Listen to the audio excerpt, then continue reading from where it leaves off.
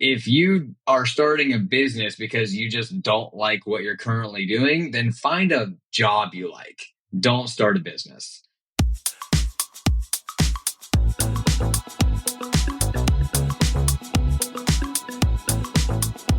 Welcome to the Profit Answer Man podcast, where business owners learn to scale their profits and cash flow and work less doing it. You built your business to fulfill your dreams and serve your mission. You're the backbone of America, creating the jobs and opportunities that keep our economy moving. And for that, you deserve to be well rewarded. We're Profit First certified. It's the first baby step in a journey we take our clients on, building cash-rich, margin-strong businesses that don't suck the life out of you. Check out the first 13 episodes of the podcast. It's Mike Michalowicz and my review of each chapter of the Profit First book. Around here, we speak cash flow, profit, and practical execution. No accounting jargon, no fluff. Most accountants, they might help you save on taxes, but they'll crush your cash flow and make you look unprofitable. That's not just a poor decision, it's a liability. We help you focus on what you love. And when we partner together, we become a profit center for your business. If we don't deliver a massive ROI on your investment in us, fire us. Want to see how it all works? Watch the video version on YouTube or head over to ProfitComesFirst.com to grab your free copy of the Profit Blueprint book and start making profit a habit. You built this business to serve your mission and your freedom. Let's make sure it pays you back big. By the way, I don't know if you know, but the interviews are also posted on YouTube. Why does that matter? Because you can actually watch us. So if you want to see my face and the guest's face, check it out on YouTube. Don't forget the new book is out. You can find it on the website. It's called The Profit Blueprint. Today, we're going to talk about scaling. Now, scaling is supposed to make life easier, not harder, and your profit and cash flow should also scale. That doesn't always happen. The biggest impediment? The reflection in the mirror. Are you holding yourself back? Do you chase shiny objects? We chat about that and more in this episode. It's super important to project your cash flow going forward because growth takes cash. Today, we have Nick Keesey, a seasoned entrepreneur having built and lost multiple 6- and 7-figure businesses. Doesn't that seem like it's always the case? Drawing from his background in home organization, Nick helps entrepreneurs eliminate efficiencies, focus on what truly matters to move the needle, and create businesses that work for them, not the other way around. If you're ready to simplify your business, this is it. Let's meet Nick. Welcome to the Profit Answer Man, Nick Keesey. It's great to have you join us today. Thank you. Super excited to be here. As am I. Can you share a little bit about yourself and your business? So, longtime entrepreneur, have had 5 businesses now. I've seen all the ups and plenty more downs.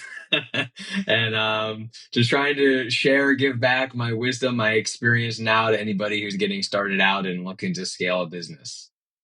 Out of curiosity, what was the difference between the ups and downs? Was it something you were doing, or was it just market conditions or something?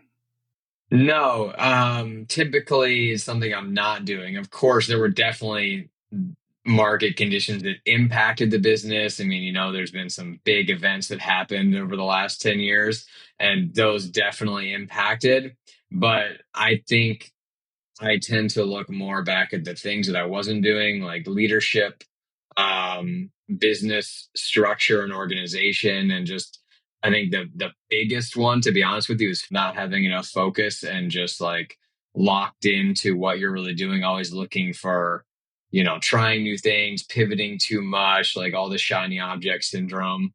It gets brutal, and it doesn't ever slow down. Like even when I got one business to like 2.5 million a year, and I still was so used to like trying different things to get it to grow that when I found what was working, like I didn't even realize it. I'm like, oh, we got to keep looking. We got to keep, so it gets crazy. Yeah. So the organization and a good plan is really important.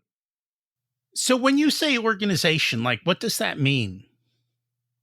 That means really dialing in, seeing the bigger picture of the business. A lot of people are just, you're like, the money problems are like strangling you, right? When you have money problems in a business and you're trying to get it off the ground, it's like 2 inches in front of your face. That's all you can see. And so a lot of people, and myself included, struggle to see the bigger picture. Like, what is the purpose of this business and where is it going? So, do I have it set up in a way that it can actually scale? And like, is this what I even want to do? You can get trapped in a business you hate just because it turned into like the offer that was making money was not what you originally intended. And then you burn out because it's like you don't even like your job. Right. So it's just really like start to finish. What is the purpose of this business? You know, you work with Grant Cardone, so you work with a lot of business owners. I'm just wondering, are there certain characteristics that happen for those who succeed and those who don't? Or just from your general kind of background in that, is there, because you mentioned like they got into a business they didn't love. They didn't sit down and figure out how much cash they need to get to market scale or these types of things. Are there certain attributes that are more apt to lead to success versus doom you to failure?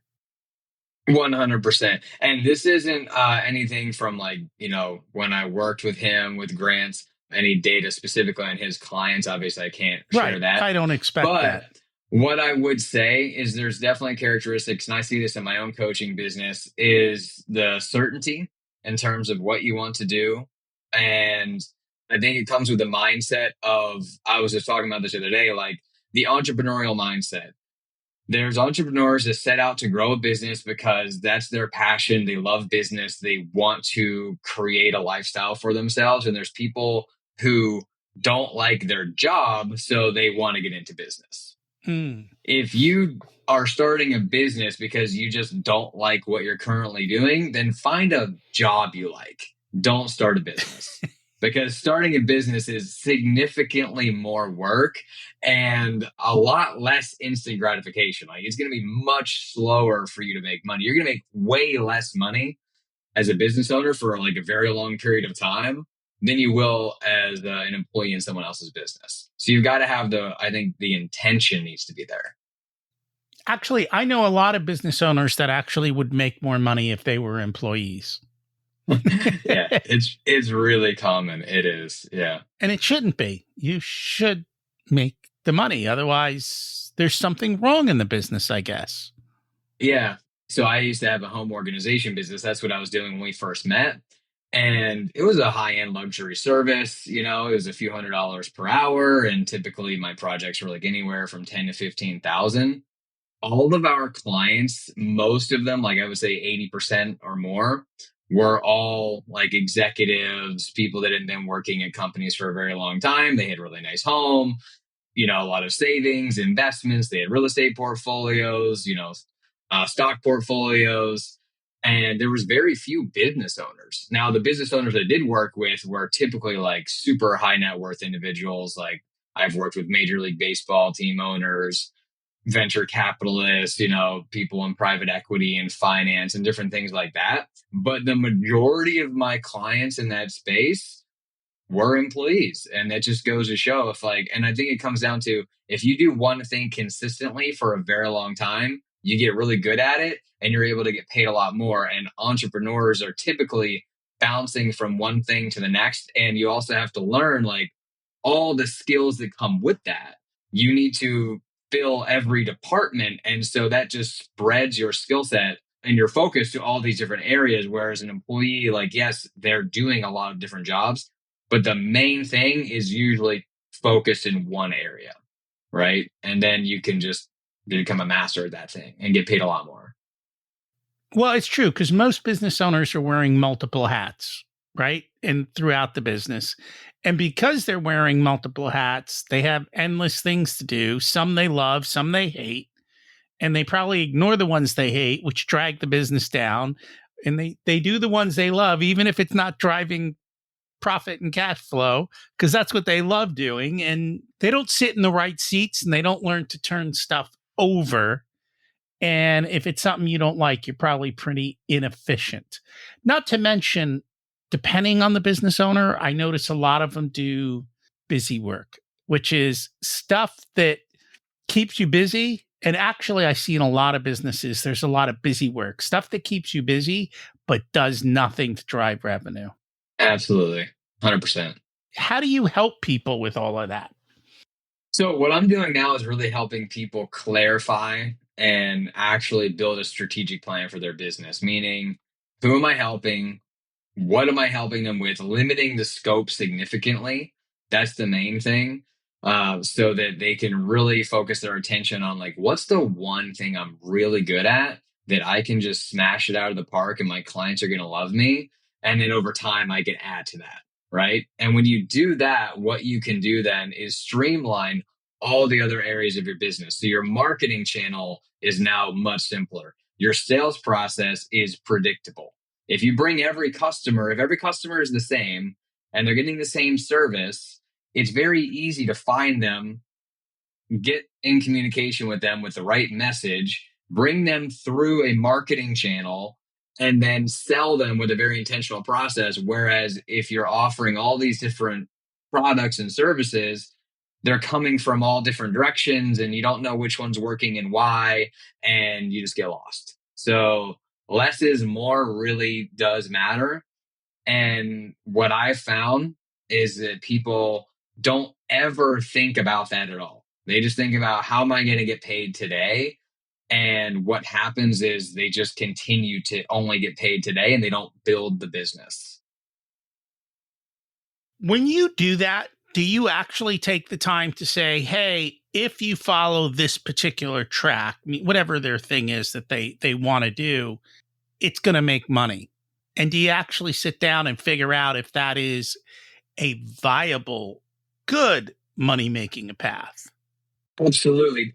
And that's the biggest point of this is because most people actually start a business to create some sort of a lifestyle, which is going to require income and also their time, right? And what they're doing. So the purpose is to see like, how does this business model align with my personal goals and will I be able to achieve them?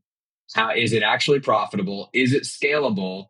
And what do I need to do to get more out of the same client? So building an ascension plan. It's okay to have a cheaper service for like, let's say I'm selling B2B services, right? Like coaching or something like that. It's okay to have a $500 product to get someone in, but you need to have a $5,000, a $10,000, a $20,000 product also, right? Otherwise, it's just never going to pay off. And it's much harder to sell a cheaper service than it is a more expensive service across like all industries. Repeat that. It's harder to sell a cheaper service than a more expensive service. Do most people know that? No. Everybody thinks it's going to be easier to sell a cheaper service, and it's not. Why? Why is it harder to sell a cheaper service than a expensive one? It can be different for different industries, but typically you're solving a lesser problem for someone, so it's not as urgent. And there's the problem with the delivery, right? So if you are in distress financially, it's really hard for you to take care of your clients and show up, right? And most people have the mindset of I'm going to sell a cheaper service so I can try to automate a big part of it. This is really big in the coaching and consulting space where people want to, make courses, they want to limit their interaction with people. And they think if I throw up a landing page and just say, hey, buy all my stuff for $297, it's going to be a no-brainer, easy for them. Well, no, it's much harder to communicate with someone over a landing page with, marketing copy than it is to just talk to someone and figure out what their real problem is. And this comes back to the sales process, which is if someone's buying on your website, who's the salesperson? They are their own salesperson. They're handling their own objections. They're telling themselves, oh, this is cool. I'll do this later. There's no one there to ask and say, hey, why was this important? Why did you even want to do it to begin with? Like, why not last year? Why not next year? Like, why do you even want to do it now? Right. And it gets them talking. And then suddenly they realize how important this is to them. And they would actually rather pay more to have you solve it with them. So, like, done with you and done for you services, way easier to sell than DIY. Like, not even close. I don't offer any done DIY services anymore. If I give a DIY like a course, I just give it for free. I don't want to try to sell it. I would rather just give them value, let them experience it, experience me, and then say, hey, I want to talk to you about like doing something with you, and then charge $3, $4, $5,000 for like a done with you hybrid kind of program. And that makes sense. And I think most business owners want done for you or done with you. It's probably only a beginning business owner that wants the do it yourself. And at that point, they're probably struggling with cash anyway. And Yeah. so they're just in that mode of take. And there's nothing wrong with it. I mean, it's just where you're at in the scheme of things. Yeah, great point you made. So, really good example. When I started my home organization business, so we would do decluttering and organizing people's homes. And it's a huge market. Everybody that I talked to would say, oh, I need that service, right? And when we first started, we didn't know who to target and we just put ourselves out there and we took whatever clients came and we worked with people from all different economic levels, right? Over time, though, like over the first year or so, we started to realize that it was much easier to sell wealthy families because not only do they have the money, that wasn't the reason, it's because they were used to paying people for this kind of thing.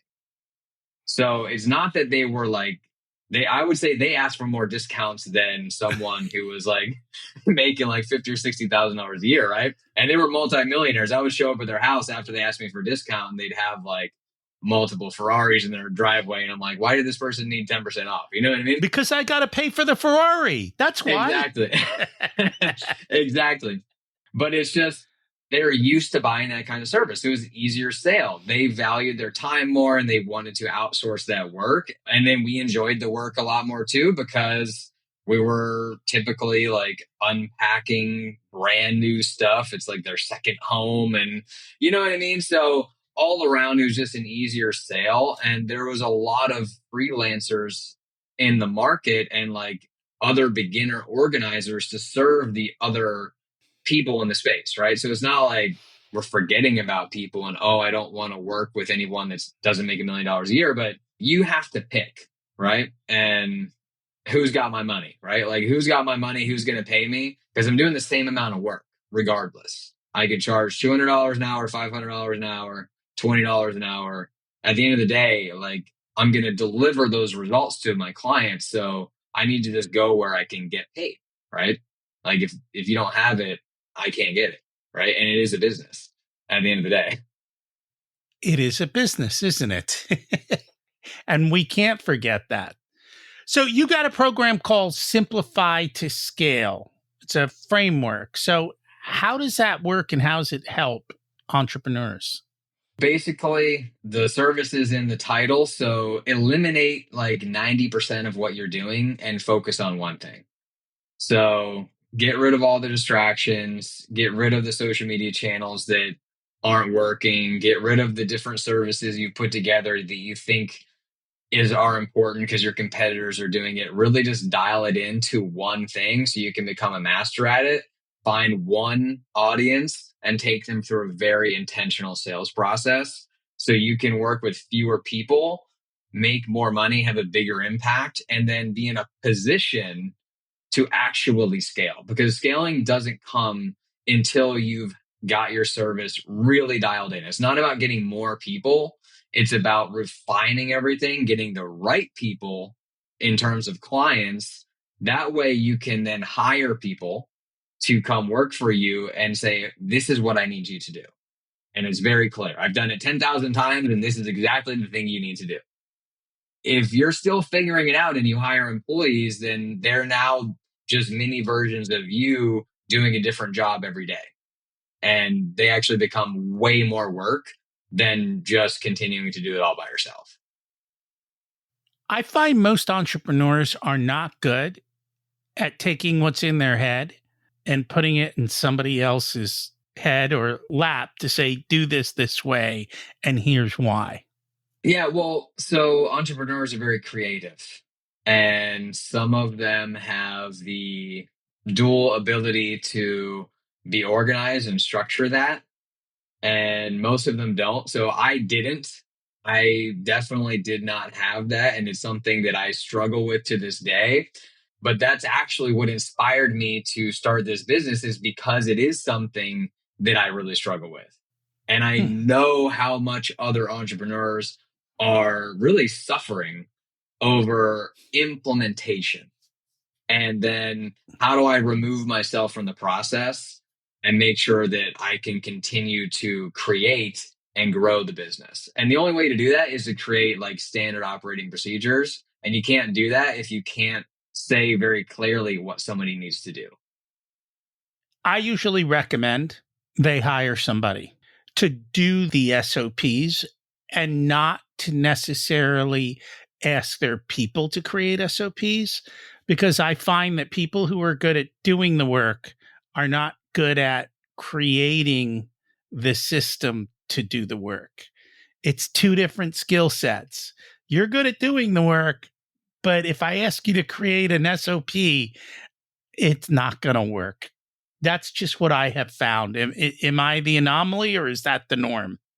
No, that's definitely the norm. So are you helping create the SOPs, or are you just helping them go from the 90% to the 10%? Yeah, there's phases. At the beginning, it's going from 90 to 10, simplifying, increasing the revenue. Once you have a period of time where things are now more consistent and stable, then you can begin to build the SOPs. And you can build like outlines of them, simple things like a content calendar. Hey, what am I going to talk about? This is a big one. What are my content pillars? Where do I go look for ideas, and how can I, schedule what I'm going to be recording? So when I sit down to make some content, I'm not sitting down to figure out what to record. I'm just ready to go. Right. Like little things like that. But I would definitely recommend bringing someone in to formally, someone who's nerdy like that, to formally map out every single process. I'm nerdy like that. That's great. I love it. We need more people like you. But I don't really do it for my clients. I tell them, hey, this is what needs to be done. And I'll look at their stuff and say, yes, no, or these are the things to look at. I'm much more just focusing on the financial piece. And we'll build the systems and processes around the financial piece. And part of the reason is I think in order to do that other work, I got to be eyes on ground more so, especially for depending on the type of place. And that would just suck up a lot of my time. And which, going back to what you talked about, it makes for a much, much harder business model. And so while I'm really good at it and I could get paid well, the business model doesn't suit my desires. Whereas everything I do now, we can do all electronically, and we can meet kind of like we're meeting right now. And I can pull all the data from all their systems without them having to get involved. And we've got a systematic process for all of that. So it's easy to follow and replicatable throughout. And then all the stuff that I don't want to do, my VA takes care of. Or we either systematize it or automate it or remove it. Like that was my thing. And I always talk about email. I got overwhelmed because you get 10 billion emails these days as a business owner, right? Everyone's pitching you. Half of it's scams, half of it's spam, half of it's something you signed up for 8 years ago that you didn't want. And so I started looking at it and I'm like, wait a minute, I'm going to pay people to go through my garbage? Like, that's not happening.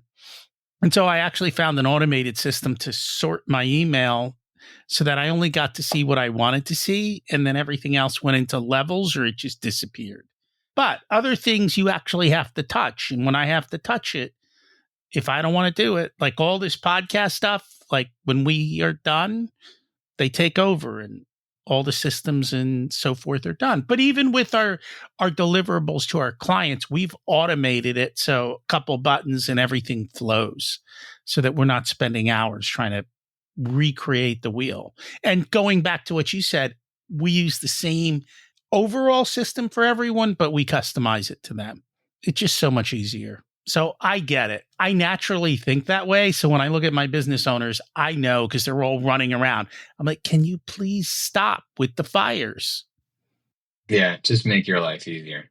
You said just because you're good at something doesn't mean you have to do it. Yeah. And this is a really important concept, not only in your tasks for your business, right? You might think you're really good at something. You don't want to let someone else do it because maybe you could do it better. First of all, you need to let other people get in there to free up your time so you can move the business forward. But also goes back to, launching new services and stuff like that. Just because you're good at something doesn't mean you have to sell it, right? You could help people with all the SOP implementations, but that's not what you want to do. You could make money with a lot of things, but is that what you want to spend your time doing? And I think that people are not in alignment with their purpose, and then they struggle. You should be doing the things that you really like. There's going to be elements you don't like, but the main function of the business should be something you're really excited about. The elements you can hand off. Right. And I've noticed that with a lot of people because I'm very friendly with people in my space. So I'm always talking to people who do what I do. They come on the podcast. We sit and chat about business. I don't mind sharing all my stuff. But what I've noticed is sometimes they're like, oh, I have this opportunity. And I'm like, you realize that opportunity, you're going to get paid a quarter of what you're getting paid now. Why would you do that? And they're like, oh, but I'm like, but why? Like, if you stay focused on what you're doing, you're going to get paid 4 times more. And the more you do it, the higher your rate goes because the better you get at it. Why are you getting all of this looking around and doing all these things that don't serve you? Because it sounds exciting. Yeah. So what do you do with those people? How do you help them? Because I struggle with that in helping them. Well, I always start with their personal goals first because nobody starts a business without thinking about why they want to do it. So I always, first of all, go over all their personal goals. What impact do you want to have? Why are you doing it? What, income are you looking for? What kind of lifestyle are you looking for? And what kind of work do you want to be doing? Right. That foundation is going to really clarify the different options because then we can start looking at the how, like the vehicle of making those become a reality, which is the actual business itself. And then if you start with that as you're making the projects and the plans and you're writing everything out, the business needs to always be in alignment with those. You can look at it like a vertical line. If all your goals are here and then your business is now taking you over here, well, you're far away from the goals, right? You got to get back on the track up to where you were hoping to reach, right? And so having that in place, there's like that guiding light that when they get distracted, which is inevitable, it's going to happen sometimes multiple times a day or an hour, right? You can always just check in with yourself and say, hey, okay, I was doing this. Maybe I need to get back on track. How is this in alignment with my purpose and my goals and the people I'm trying to help? And is this something I can sustain?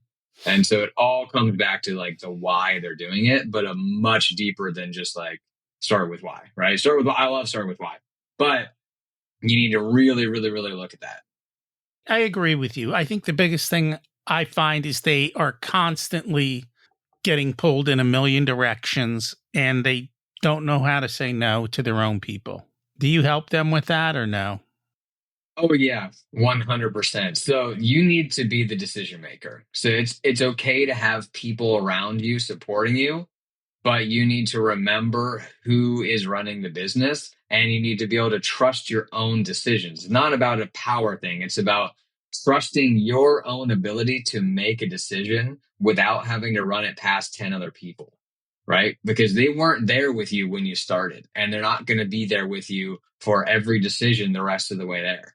And so you have to lead with certainty. If you have certainty, like you can make the wrong decision as long as you commit to a decision and you take massive amounts of action, you're going to be successful. But if you're always changing your mind and going back and forth and wishy washy, you're not going to bring certainty to the business, to your clients, your team, and ultimately it just drags you down. I know. It's just this is the constant conversation we have all the time. Yeah. Is Yeah. learning to let go, learning to let somebody else solve the problem, even if you can do it faster, better, quicker. Because you will then always be sucked into fixing the problem, and people will just abdicate and go, oh, there's a problem. We'll just call Nick. He'll fix it because that's what he always does for us. Oh yeah, no, I have clear boundaries. I have and no I'm using problem. you as the Yeah. proverbial listener here of Exactly. within their business. Yeah. I get it. Is there anything that we should have talked about that we didn't get a chance to? Yes. You need to learn how to sell. I think this is the most avoided and underrated skill for all entrepreneurs. And that is that you need to be able to talk to your clients and persist and close a deal, not for your benefit, but for theirs, right? You can't help them until they close, until they actually buy from you. And you cannot grow your business until you can do that. And most business owners that I meet are afraid of talking to their clients. They're uncomfortable talking about money. They don't want Mm. to persist, and that is not only slowing them down, but it's preventing their clients from getting the solution that they really need and want. And so I recommend everybody get sales training, professional sales training. There's tons of programs out there, and there's a lot of free stuff. You don't need to buy a course or a trainer, even though I've done all that. But that is the number one skill that's going to move you forward. Your offer can be off, your marketing can be off, but if you can talk to someone and actually figure out what they really want and make them an offer that really solves their problem, they're going to buy. What I have found is if you're going to get training, it really makes sense to get training for somebody who's in your industry and in your particular line. So I'll just pick solar panels, right? If you Mhm. sell solar panels, the person who sells solar panels and created a solar panel sales course is better than a general sales course or some other because they understand the motivations of that specific buyer and what the problem is, the pain points, and so forth.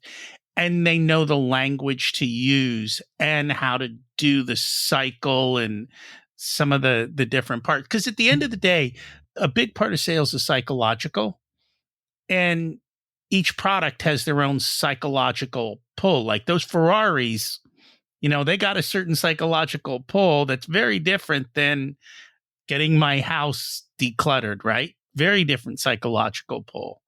And so just finding the people who can help you understand that for your client base. I know once I found that for me, it was a game changer. Yeah, if you're new to sales, especially, it's easier if you can just have a plug and play system specifically. Once you know sales, though, like I can sell anything; it doesn't matter. But the key difference I would say is like the sales cycle itself, because you can talk to clients and figure out what their pains are, what the right questions are to ask. It's like the sales cycle that really changes. Like, hey, is this a one call close or is this a 6 month follow up? Is there all the different decision makers involved? And so it depends what that's where the industry really comes in, is figuring out like how do you handle this? Because if you're selling coaching, it's a lot easier to dig in because even though it's like a lot of it's B2B, it's really like B2C. You're really more talking about people's personal goals, their personal desires. Whereas if you're talking about like you're selling software or something, they don't really care about that. That's not motivating them. you know? So it's all about the numbers. It's all about the delivery. There's status involved. Hey, how's this going to make me look when I recommend it to the team? And like, it's very, yeah, there's different nuances. So yeah, if you can get a specialized training, obviously do that. And that's true. I came from a sales background too, but it was more understanding the language of the client. That was a big part of it. People are going to tell you what their problem is, but that's not their real problem, right? It's underneath that, and truly understanding what that underneath driver is what really helps. And the faster you can get to it, the better. That's all. Yeah, you got to dig in. I go super deep. I won't move on in the sales process until I am crystal clear on exactly what the person wants, because when you get to the end and you ask for the money, that's when they're going to say they need to think about it. They got to talk to their spouse. They got to do this. They got to do that. Let me crunch the numbers. And then that's when you can use that and say, hey, I love that. And by the way, that's the right thing to do. You should think about it and talk to your spouse and crunch the numbers. But you just said you wanted to do X, Y, and Z, and you've been waiting 5 years. So do you want to wait another 5 weeks, or can we do this today? Right? But if you didn't spend that time earlier in the call to go deep and you just took their one short answer of why they want to do it, you don't have anything to lean on. There's no pain there that you can remind them of. No, and that's very correct. I think a lot of salespeople think that closing is the hardest part. And I've always said closing is the easiest. And if you do the job well, you don't even have to close. Because somewhere in the midst of your having a conversation, they're like, how do I sign up? How do we get started? Yeah, the key is in the fact finding. That's where you want to spend most of your time, the fact finding. The close happens because of that. Yeah. And the fact finding is, what is the underlying problem? And then did you show them how you could solve the problem and what the desired state is? And at the end of the day, they don't really care about our systems. They care that their problem got solved. 100%. Well, cool. If people would like to learn more about you, find out about your services, what's the best way for them to do that? PremierClosers.com. You can also connect with me on LinkedIn. Cool. We will put that in the show notes. Thank you so much for joining us. Thank you. What do you need to say no to? What do you need to get off your plate? Where can you increase your focus to scale and grow and make more while working less? Because that's really what it's about. Work less, make more. This way you're spending time thinking and growing and working on your business instead of in your business. Because like we always say, you don't need more resources. You need to be more resourceful. Let's remember to focus on the bottom line. Thanks for listening to The Profit Answer Man, where we believe more revenue doesn't mean more profit. And the bottom line is what really matters. If you're ready to stop living check to check, take control of your cash flow, and finally get paid what you're worth, we should talk. We work with 7- and 8-figure businesses and well-funded startups.